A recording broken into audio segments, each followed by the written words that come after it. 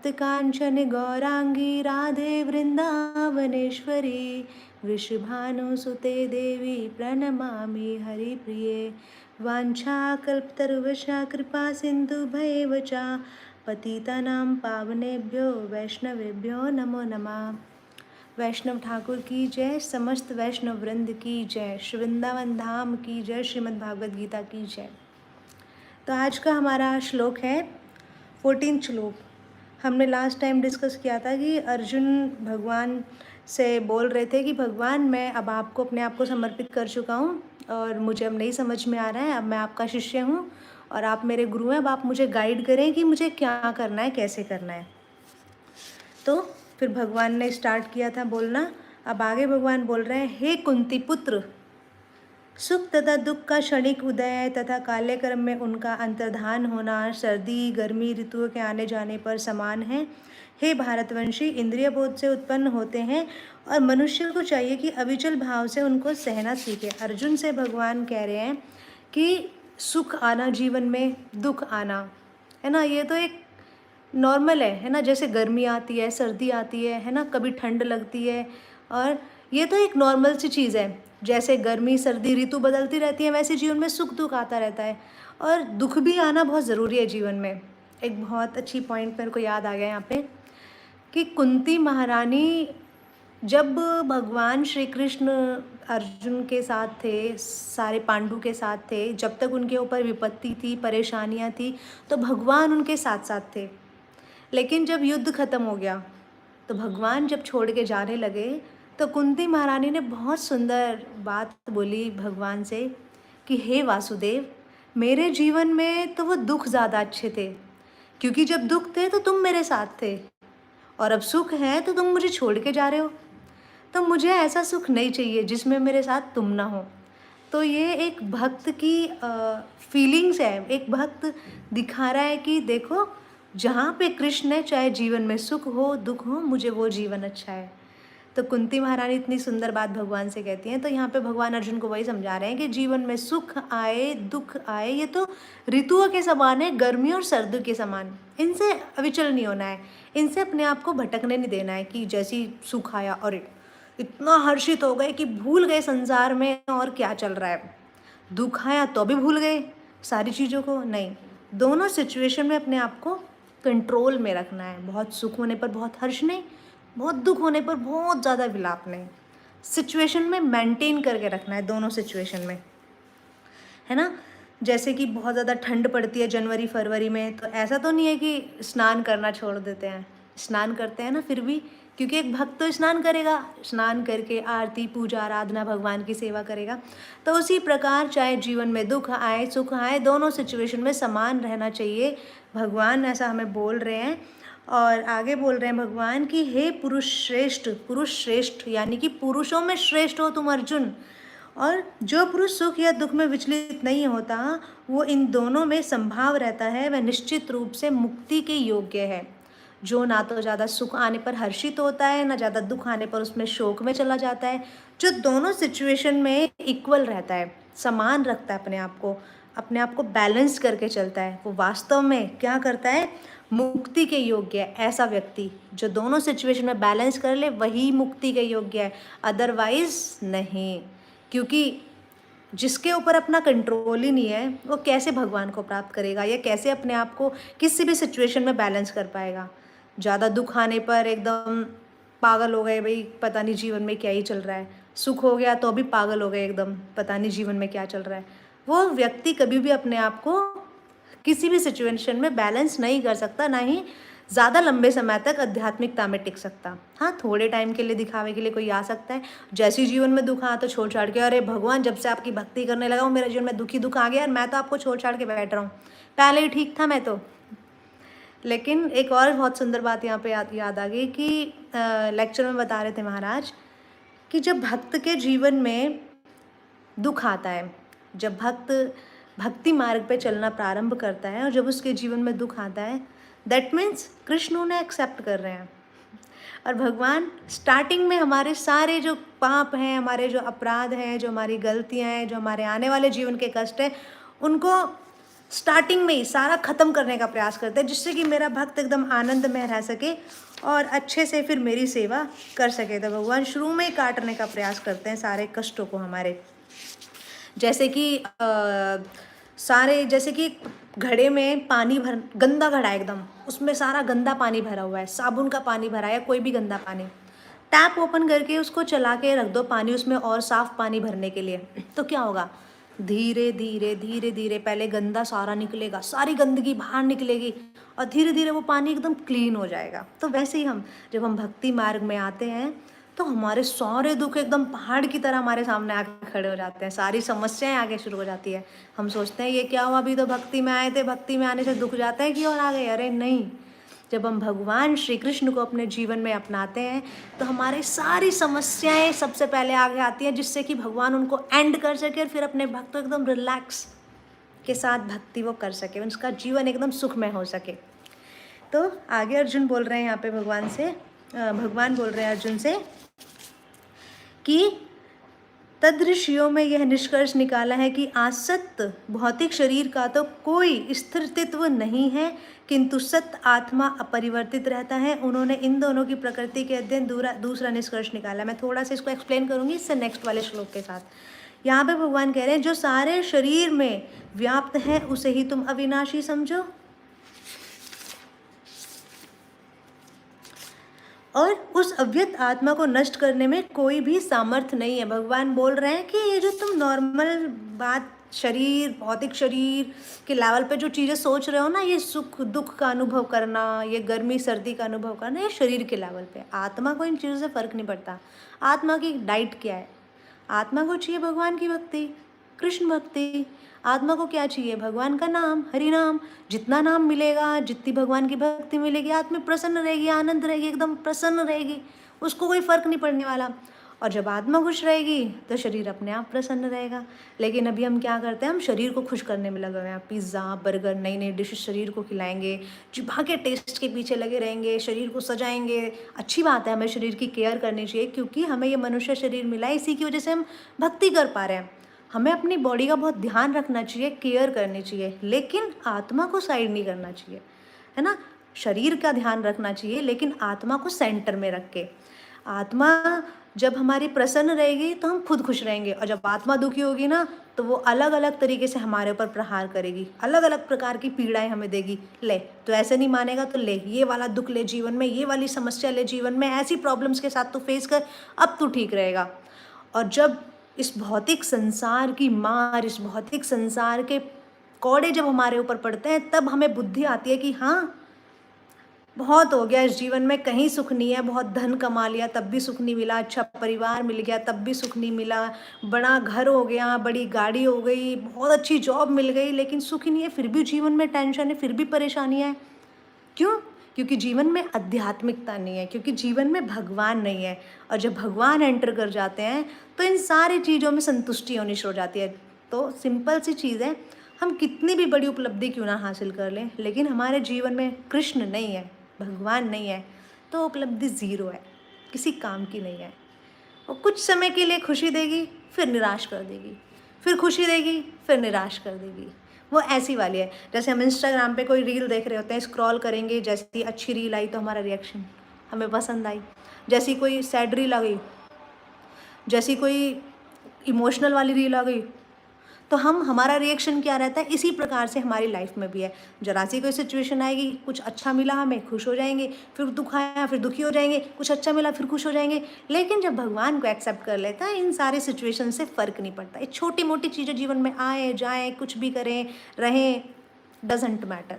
फिर हम क्या करते हैं कि अपनी लाइफ को हम भगवान को समर्पित कर देते हैं। अच्छा भगवान दुख आया है, ये लीजिए आपका, आपकी कृपा, आपकी इच्छा, सुखाया, अरे भगवान आपकी कितनी कृपा। हर चीज़ में भगवान को आश्रित दे दो, हर चीज़ में भगवान को क्रेडिट दे दो। फिर देखो कैसे हम अपने आप को खुश ना रख पाएँ। वो दुखी रहना या खुशी रहना तो हमारे हाथ में है। आगे भगवान कह रहे हैं कि जो सारे शरीर में व्याप्त है उसे अविनाशी समझो, अव्यय आत्मा को नष्ट करने में कोई भी सामर्थ्य नहीं है। इस आत्मा को नष्ट करने का सामर्थ्य किसी के भी अंदर नहीं है, कोई भी इस आत्मा को नष्ट नहीं कर सकता। ये शरीर ही बदलता रहता है, लेकिन आत्मा तो वही रहता है। आत्मा को कोई नष्ट नहीं कर सकता। अर्जुन, तुम आत्मा के लेवल पे सोचो, सोचो तुम पहले कौन थे, अब कौन हो, आगे कौन रहोगे, है ना, ये मैटर करता है। ये शरीर तो कुछ टाइम के लिए टेम्परेरी है, परमानेंट नहीं है, तो टेम्परेरी चीज़ों के लिए शोक नहीं करना चाहिए। आगे भगवान कह रहे हैं कि हमारी ये छोटा सा यहाँ पे इस श्लोक को थोड़ा सा ब्रीफली एक्सप्लेन है। आत्मा के अणु तुल्य है, जिसमें बुद्धि के द्वारा जाना जा सकता है हमारी आत्मा को। अनुआत्मा 5 प्रकार के प्राणों में तैर रहा है, प्राण, अपान, व्यान, समान तथा उदान। ये 5 प्रकार के अपान है जिसके अंदर हमारा आत्मा, हमारा अणु आत्मा तैर रहा है, और ये हृदय के भीतर स्थित रहता है, हमारे हृदय के अंदर।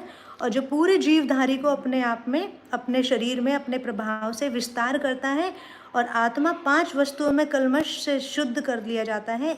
और इसी प्रकार जो है हमारी आत्मा का पूरा प्रोसेस चलता रहता है।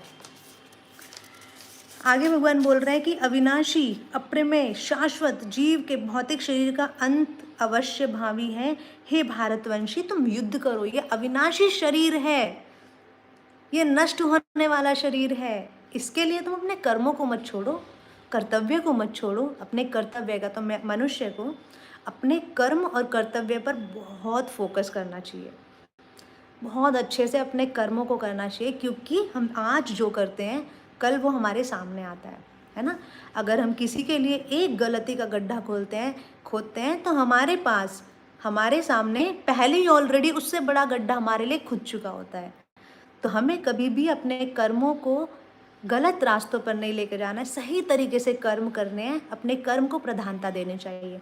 आगे बता रहे हैं, जीवात्मा को मारने वाला जो समझता है, जो इसे मरा हुआ समझता है, वे दोनों ही अज्ञानी है। जो सोचता है जीवात्मा मर गई है ना, हम सोचते हैं फॉर एग्जाम्पल कोई व्यक्ति हमारे सामने चला गया, डेड हो गया, बोलते हैं चला गया, कहाँ चला गया, अरे उसका शरीर तो वहीं पड़ा हुआ है, शरीर वहीं पड़ा हुआ है, फिर कौन गया निकल के, कौन चला गया, उसके अंदर से आत्मा चली गई, लेकिन शरीर वहीं पड़ा हुआ है, तो शरीर की कोई वैल्यू नहीं है, शरीर तो यहीं पड़ा रह जाएगा, यहीं से आया यहीं ख़त्म, मिट्टी में मिलके ख़त्म। लेकिन आत्मा अजन्मा, नित्य, शाश्वत, कभी ख़त्म नहीं होता, कभी भी। और जो अगर ऐसा सोचता है कि ये आत्मा मर जाती है या आत्मा इस तरीके से ख़त्म हो जाती है, तो वो अज्ञानी है। नहीं, आत्मा का कभी कुछ नहीं बिगड़ता। बहुत सुंदर श्लोक है, आप लोग लर्न कर सकते हैं। चैप्टर नंबर 2 का 20 श्लोक। न जायते मिश्यते वा कदाचित, न अयम भूत्वा भवाति वा न भूयः अजः नित्य शाश्वत, अयम पुराणः न हन्ते हन्यमाने शरीरे। आत्मा के लिए किसी भी काल में तो ना जन्म है ना मृत्यु है, वह ना कभी जन्मा है ना जन्म लेता है और ना ही जन्म लेगा। वह सदैव अजन्मा, नित्य, शाश्वत, पुरातन। शरीर के मारे जाने पर भी आत्मा हमारी नहीं मरती।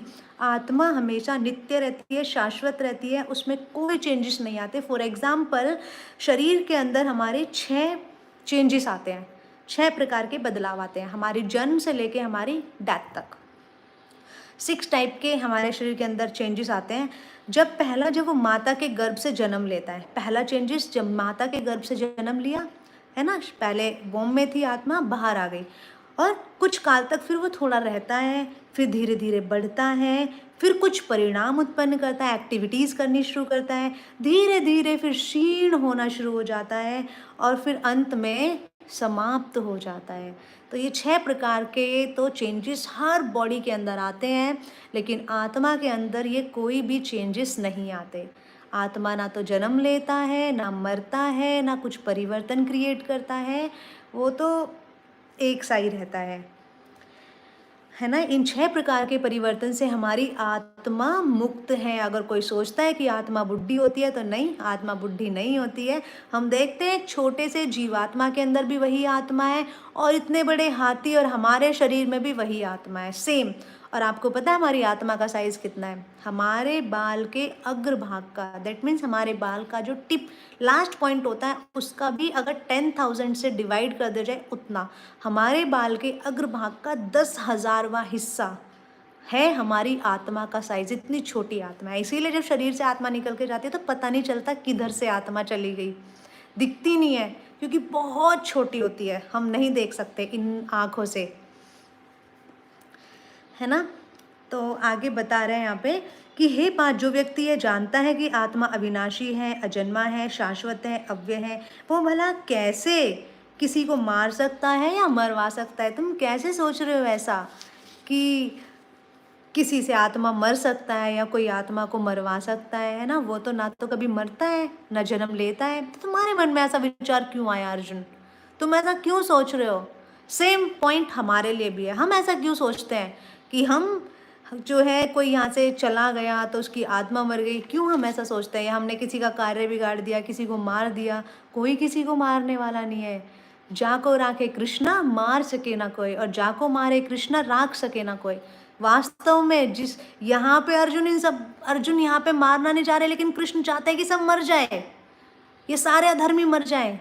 लेकिन जिसको कृष्ण मारना चाहते हैं वो नहीं बचेगा, सब मर जाएंगे। और जिसको कृष्ण रखना चाहते हैं, 5 पांडव को भगवान ने रक्षा की, 5 पांडवों की भगवान ने रक्षा की, उनको कोई नहीं मार सका, 5 बच गए और बाकी कोई नहीं बचा, क्योंकि उन सबकी रक्षा उनको सबको भगवान मारना चाहते थे।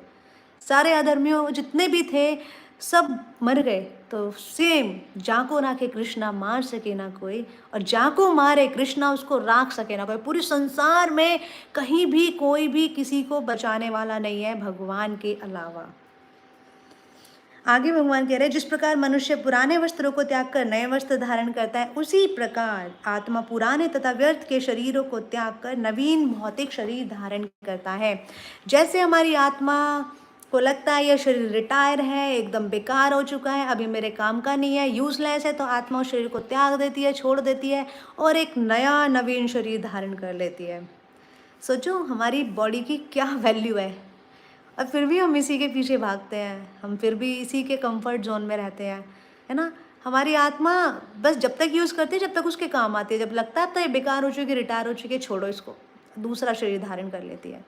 तो ये प्रकृति का नियम है, जो आया है वो जाएगा, लेकिन आत्मा नहीं, ये बॉडी का जस्ट यूज़ करती है। तो हमें अपनी बॉडी के साथ इतनी आसक्ति नहीं करनी चाहिए। हमें क्या करना चाहिए, भगवान को प्रधानता देकर अपने कर्मों को एकदम सही डायरेक्शन में लगाकर हमें अपने कर्मों को करना चाहिए, ना कि हमें हर चीज़ से भागना चाहिए या हमें गलत रास्तों पे जाना चाहिए। अर्जुन को भगवान बहुत अच्छे से समझा रहे हैं। नेक्स्ट श्लोक में हम आगे करेंगे कंटिन्यू, तो उसमें आगे भगवान अभी बहुत डीप ज्ञान देंगे, बहुत अच्छा ज्ञान देने वाले हैं, और इनसे वास्तव में हमें बहुत कुछ सीखने के लिए मिलता है। और मैं दोबारा बोल रही हूँ, भगवद गीता सिर्फ घर में रखकर या उनके अंदर जो श्लोक हैं वो सिर्फ इसलिए नहीं है कि अर्जुन को भगवान ने एक बार सुना दी, दैट्स इट, अब इसका कोई यूज़ नहीं है। भगवद गीता एक्चुअल में इस मानव कल्याण के लिए, हम सब के लिए, हमारे लिए, स्पेशली मेरे लिए, ऐसा सोचो। इस भगवद गीता के अंदर हर एक क्वेश्चन, हर एक आंसर सिर्फ मेरे लिए है। भगवान मुझे समझा रहे हैं, अर्जुन तो एक माध्यम है, मुझे कहना चाह रहे हैं भगवान। जब हम ऐसे पढ़ेंगे तो हमें बहुत अच्छे से समझ में आएगा। तो किसी का कोई प्रश्न यहाँ तक? और थैंक यू सो मच कि आप लोग ने इस टॉपिक के बारे में सुना है, ग्रेट। तो अगर किसी का कोई प्रश्न है तो आप अपना क्वेश्चन रख सकते हैं यहाँ पे, फिर हम उसको क्वेश्चन का आंसर कंटिन्यू करके, 5 मिनट्स का सेशन है क्वेश्चन आंसर, देन हम क्लोज करते हैं। दोबारा से कल 8:30, कल का अभी कंफर्म नहीं है, कल का मैं इंस्टाग्राम पे पोस्ट डाल दूँगी अगर कल हो पाएगा, क्योंकि कल संडे है। तो आई थिंक मैं परिक्रमा के लिए जाऊँ तो इवनिंग में पॉसिबल नहीं हो पाएगा, बट हाँ अगर हुआ तो मैं पोस्ट डाल दूँगी, तो आप लोग फिर कंटिन्यू कर सकते हैं आगे। How to control senses, senses को कंट्रोल कैसे करें? बहुत सुंदर क्वेश्चन है ये। भगवद गीता में अर्जुन को भी भगवान बोलते हैं। अर्जुन बोलते हैं भगवान से, हे कृष्ण, मैं इस चलती हुई वायु को कंट्रोल कर सकता हूँ, मैं इस चलती हुई वायु को कंट्रोल कर सकता हूँ, लेकिन मैं अपने मन को कंट्रोल नहीं कर पा रहा हूँ। मैं अपने मन को कंट्रोल नहीं कर पा रहा हूँ। हमारा मन भी हमारे सेंसेस में आता है ना। क्यों? अभी यहाँ है, अभी वहाँ है, मैं अपने मन को धैर्य नहीं रख पा रहा हूँ। मैं इस वायु को कंट्रोल कर सकता हूँ, लेकिन मन को कंट्रोल नहीं कर पा रहा। तो भगवान बहुत सुंदर उत्तर देते हैं। भगवान कहते हैं कि हे अर्जुन, इस मन को कंट्रोल करना बहुत मुश्किल है, हमारे सेंसेस को कंट्रोल करना बहुत मुश्किल है, लेकिन असंभव नहीं है। उपयुक्त अभ्यास और प्रयास, निरंतर निरंतर प्रैक्टिस भगवान के नाम जप से हम अपने सेंसेस को कंट्रोल कर सकते हैं, निरंतर, है ना। एंड व्हाट इज आत्मा? आत्मा आत्मा वो है जो हमारे शरीर को चलाने वाली है। आत्मा जो सनातन, जो कि जिसके अंदर कोई अपरिवर्तनीय है, कोई चेंजेस नहीं आते, है ना। ना उसको कोई जला सकता है, ना कोई मार सकता है, ना कोई सुखा सकता है ना। ना किसी शस्त्र से, ना अस्त्र से, ना पानी से, ना हवा से, किसी भी चीज़ से आत्मा के साथ कुछ भी नहीं किया जा सकता। वो है हमारी आत्मा, इस बॉडी को चलाने वाली आत्मा इज़ द पार्ट ऑफ परमात्मा। आत्मा परमात्मा का ही अंश है। दैट मीन्स हम भगवान के ही स्वरूप हैं। हमारे हृदय में परमात्मा आत्मा के रूप में विराजमान है और आत्मा का मेन पर्पस है परमात्मा से कनेक्ट होना, क्योंकि आत्मा परमात्मा का अंश है। आत्मा परमात्मा को ही प्राप्त करना चाहती है, इसीलिए हमें अपनी आत्मा को परमात्मा की सेवा में लगाना चाहिए।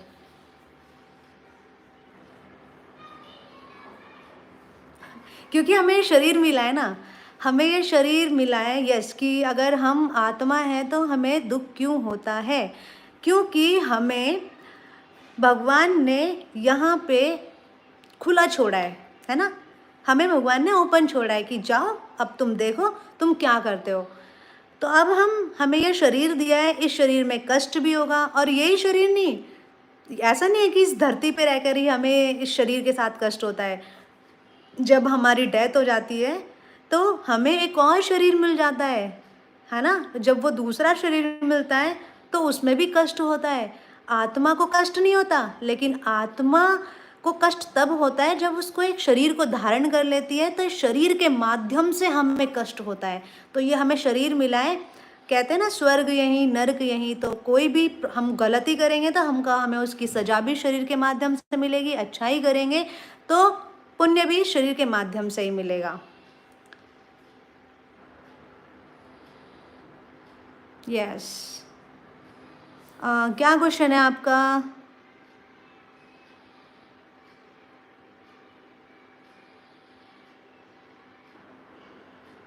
आप दोबारा टाइप कर दीजिए, क्या क्वेश्चन है आपका? जब में मन नहीं लगता, ओके। जब में मन नहीं लगता, मन की बात है। ये मन ना बड़ा दुष्ट है, बड़ा पापी है और बहुत ही चंचल है। इस मन को लगाना इतना आसान थोड़ी ना है। अभी यहाँ बैठा है, थोड़ी देर बाद आउट ऑफ कंट्री पहुँच जाए। अभी यहाँ बैठा है, यहाँ पे सुन रहा है, सुनते सुनते रील्स में पहुँच जाए। ये मन बहुत दुष्ट है। लेकिन इस मन को हम कैसे कंट्रोल कर सकते हैं? वही चीज़ तो मैंने बताया कि अभी जप में मन नहीं लगेगा, अभी मज़ा नहीं आएगा जप में। अभी लगेगा कि जप इज़ बोरिंग, क्या ये जप लेके बैठ गए, आनंद नहीं आ रहा है।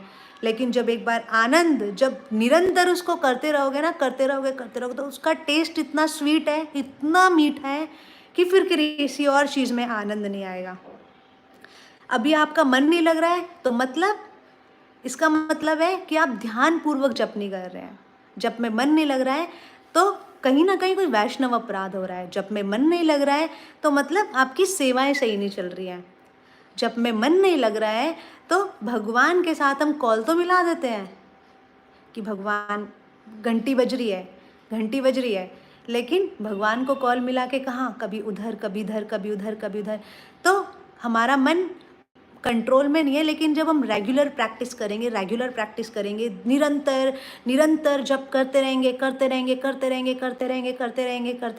तो धीरे धीरे हमारा मन जब में इतना लगने लगेगा, फिर किसी और चीज़ में मन नहीं लगेगा। लेकिन प्रैक्टिस में डिवोटीज परफेक्ट, प्रैक्टिस करेंगे तो फिर हम अपने आप को परफेक्ट बना पाएंगे। बहुत अच्छी बात है, आप 16 माला करते हैं, ऐसे ही रेगुलर करते रहिए। धीरे धीरे आपको बहुत आनंद शुरू हो जाएगा आना। स्टार्टिंग में नहीं आता है, बहुत हार्ड है, इतना आसान नहीं है भगवान का नाम लेना, भगवान के नाम का जप करना, भक्तों का संग करना, इतना आसान नहीं है ना। ऐसा थोड़ी ना है, कोई साधारण चीज़ थोड़ी है। वो सुप्रीम पर्सनालिटी है, पूरे संसार के मालिक हैं। उनके अंदर अपना ध्यान लगाना, उसके लिए प्रैक्टिस की ज़रूरत है, भक्तों के आशीर्वाद की ज़रूरत है, वैष्णव सेवा, भक्तों के संग की ज़रूरत है। तो फिर भगवान से हम नाम जप में अपना मन धीरे धीरे लगा पाएंगे। ओके,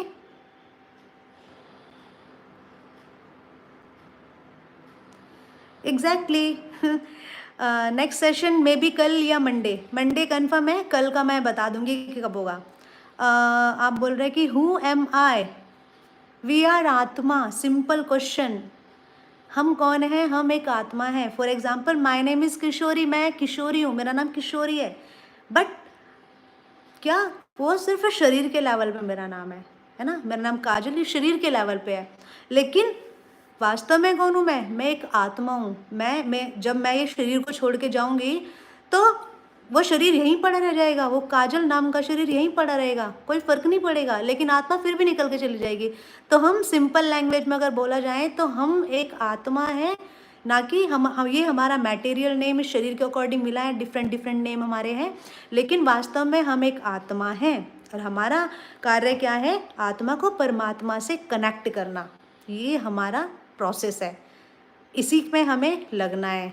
अगर हम इसमें लगने का प्रयास भी कर रहे हैं, आप लोग सुन रहे हैं, क्लास में आ रहे हैं, तो मतलब भगवान ने आपकी तरफ कदम बढ़ा दिया है, आपको एक इंस्ट्रक्शन दी है, एक डायरेक्शन प्रोवाइड कर दिया है, तभी हम आत्मा को समझने का प्रयास कर रहे हैं। बिना भगवान की कृपा से हम आत्मा को समझने का प्रयास नहीं कर पाते। तो बहुत अच्छा लगा, आप लोगों ने इतने अच्छे से क्वेश्चंस किए और इतने अच्छे से आप लोग जो है सारे क्वेश्चंस को सुन भी रहे हैं, क्वेश्चन कर भी रहे हैं। Thank you so much. अगर मैं किसी को कुछ बोलूँ तो वो वैष्णव अपराध है। देखो सिंपल सी चीज़ है, यहाँ पे आप एक सिंपल अपना एक सिद्धांत रख सकते हैं। देखो बुरा हम एक शरीर है, मानव शरीर है, लग सकता है कि हमें बहुत सारी चीज़ों का बुरा लगे, किसी की बात का कुछ बुरा लग जाए, है ना, चीज़ें होती रहती है, लेकिन हमें क्या करना है? हमें किसी को बोलने से ज़्यादा अच्छा है जाके हम उस चीज़ को, अगर कोई हमसे कुछ बोल रहा है तो भगवान को फॉरवर्ड कर दो कि कृष्ण ये मेरे से ऐसा बोला, और बोलने वाले ने अपने मुंह से बोला, और सच में वैष्णव अपराध है। क्योंकि मान लो अगर आज वो माला नहीं कर रहा है या भक्त नहीं है, लेकिन कल को उसने माला की भक्त बन गया, तो हमारे द्वारा किया गया वही अपराध 10 टाइम्स मल्टीप्लाई होके ऐड हो जाएगा। तो किसी को कुछ नहीं बोलना है, हमें कोई क्या कर रहा है, लोगों को काम है बोलना, बोलने दो, कोई क्या कह रहा है, क्या कह रहा है, क्या नहीं कह रहा है, फ़र्क ही नहीं पड़ना चाहिए, बस अपने काम पे फोकस करना चाहिए, वो हमारे लिए ज़्यादा बेटर है। हमें किसी को कुछ नहीं कहना है, कुछ भी नहीं कहना है, जो कर रहा है करो, हाँ, लेकिन अपराध भी नहीं सहना है ना? हमें अधर्म भी नहीं सहना है। जहाँ पे लगे अधर्म, हमारे पास हमारे वैष्णव्स हैं, हमारे बड़े हैं, उनसे गाइड लेकर उस तरीके से हम उस चीज़ को डील कर सकते हैं। अगर हमें लगे कि हाँ, हमें किसी की वजह से बहुत ज़्यादा डिस्टर्ब हो रहा है, तो उससे थोड़ा डिस्टेंस क्रिएट कर लें, जिससे कि हम उसके प्रति ना हम अपराध कर सकें, ना वो हमारे प्रति कोई अपराध कर सके। तो एक डिस्टेंस मेंटेन कर लेना चाहिए, वो ज़्यादा बेटर रहता है।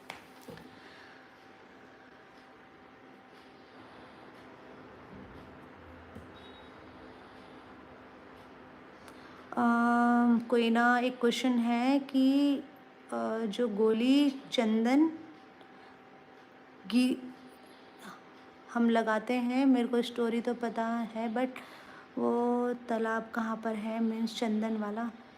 द्वारिका, द्वारिका, द्वारिका में है वो, जहाँ पे गोपियों ने अपने चरणों को धुला था, तो वहीं पर है वो। तो वहीं से जो है हम उसी के माध्यम से हम ये गोपी चंदन अपने मस्तक पर धारण करते हैं, क्योंकि भगवान को गोपियों की रज बहुत पसंद है, भगवान को अपने भक्तों का रज बहुत ज़्यादा पसंद है। तो इसीलिए वैष्णव भगवान की मर्जी प्राप्त करने के लिए वैष्णवों की रज को अपने मस्तक पर धारण करते हैं, और ये द्वारिका में है। ओके, तो thank you so much. 5 minute का सेशन किया था, नेक्स्ट हम कल डिस्कस कर सकते हैं। तो आप लोगों का भी शेड्यूल होगा, मेरा भी थोड़ा सा शेड्यूल है। तो थैंक यू सो मच कि आप लोगों ने इतना अच्छे से सुना और अपने क्वेश्चंस भी पुट किए। नेक्स्ट क्लास में दोबारा मिलते हैं हम, या तो कल वैसे पॉसिबल नहीं है क्लास, लेकिन मंडे कन्फर्म है। कल पॉसिबल नहीं है, कल मुझे जाना है गोवर्धन परिक्रमा के लिए, कल संडे है, तो कल हम मिलते हैं गोवर्धन परिक्रमा में। और आज आप लोग अच्छे से अपना जपा कीजिए, भगवान के नाम में जप में अपनी रुचि को बढ़ाते रहिए इसी प्रकार। हरे कृष्णा।